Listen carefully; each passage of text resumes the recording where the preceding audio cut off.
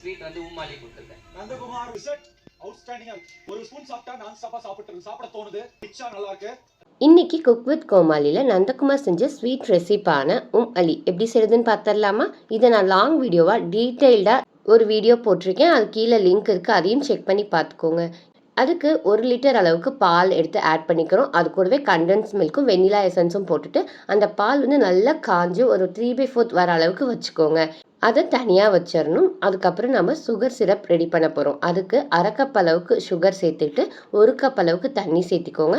Food colour நான் இன்றைக்கி add பண்ணியிருக்கேன். நீங்கள் வேண்டாம் அப்படின்னா அவாய்ட் பண்ணிடலாம். இதுக்கு எந்த ஒரு ஸ்ட்ரிங் கன்சிஸ்டன்சியும் தேவை கிடையாது. அரேஞ்ச்மெண்ட் பண்ணலாம். எந்த பேனில் செய்ய போகிறோமோ அந்த பேனில் நான் சீஸ் ஸ்லைஸ் ஆட் பண்ணியிருக்கேன். நீங்கள் பட்டர் கூட சேர்த்திக்கலாம்.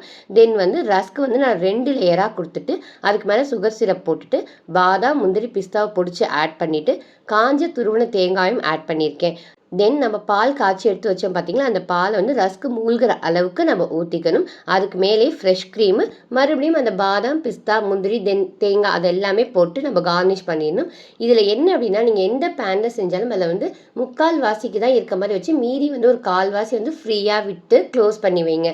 இன்றைக்கி நம்ம அவனில் செய்யலை, நம்ம வந்து ஸ்டவ்வில் தான் செய்கிறோம். ஸோ கீழே வந்து தோசை தவா வச்சு ஒரு 10 மினிட்ஸ்க்கு ப்ரீ ஹீட் பண்ணி நான் வச்சுருக்கேன். அதுக்கு மேலே இந்த பேன் வச்சு க்ளோஸ் பண்ணி வச்சுட்டு 30 மினிட்ஸ்க்கு அப்புறம் ஓப்பன் பண்ணிங்கன்னா இந்த மாதிரி எந்திரிச்சு வந்திருக்கும். நம்மளுக்கு கேக் பேட்டர் ஊற்றி வச்சோன்னா எப்படி எந்திரிச்சு வருமோ அதே மாதிரி எந்திரிச்சு வந்திருக்கும். ஸோ வந்து அவ்வளோதான், சூப்பரான உம்மலி ரெசிபி ரெடி.